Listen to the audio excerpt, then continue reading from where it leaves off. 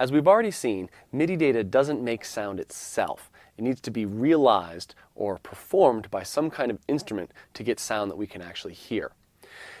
While there are many hardware synths and samplers on the market, more and more we're using the computer as that function. We'll have some kind of software synthesizer or soft synth or virtual instrument that performs that MIDI data as audio.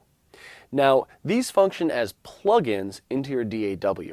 And it'll vary from DAW to DAW on how you actually instantiate or add that instrument into a track, but usually it will be a plug-in or an insert in an instrument track or a MIDI track. The terminology can vary a bit, so it's a good idea just to go to your DAW and figure out how you would add a virtual instrument in there. Now, one of the great things about virtual instruments is there's a way to buy third-party instruments and run them inside of your DAW as what we call a plug-in. So I might have one company that creates the DAW, but a whole other company that creates the soft synth to play inside it. And the benefit of that is even with the same bit of MIDI, you can get a world of different sounds. Any bit of MIDI data can be turned into any sound imaginable if you choose the right soft synth. So this would be a great opportunity to go to the forums and start a discussion about what soft synths and what samplers are that you might want.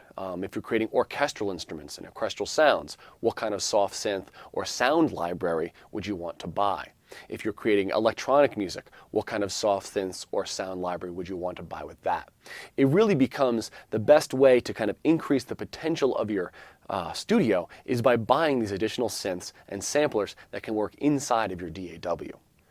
Before going on to the next video, I'd like you to go to your DAW and try to add a soft synth to a track. See if you can get some sound with your controller going through the soft synth.